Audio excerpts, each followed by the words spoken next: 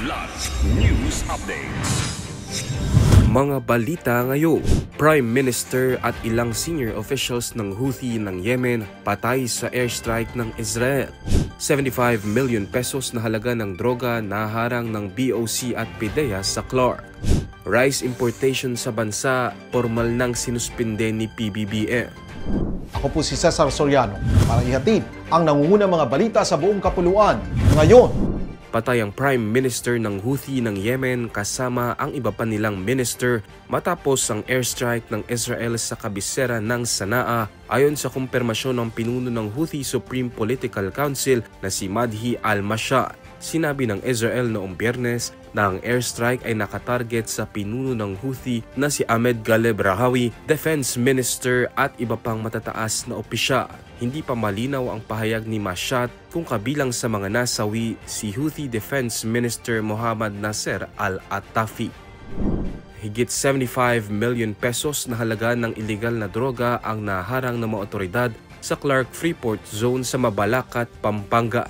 Sa Joint Airport Interdiction Operation ng Clark Interagency Drug Interdiction Task Group at Bureau of Customs, nasabat sa isang warehouse ang 11.04 kilo ng shabu na nakadeklarang industrial water chiller mula Mexico at nakakonsign sa isang address sa Cainta, Rizal.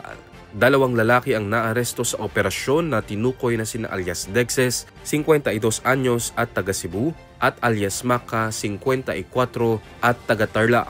Kapwa nahaharap ang dalawa sa kasong paglabag sa RA 9165. Isa sa ilalim naman sa laboratory examination ng mga nahuling kontrabando ayon sa PIDEA Region 3.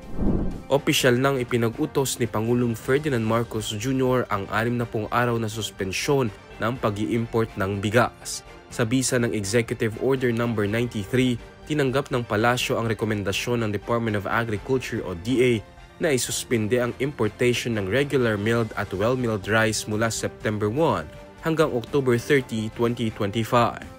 Itinaon ang suspensyon sa kasagsagan ng harvest season upang bigyan ng pagkakataon ng domestic market na bilhin ang local supply, ma-stabilize ang presyo at matulungan ng mga Pilipinong magsasaka na maibenta ang kanilang mga inaning palay sa resonableng halaga.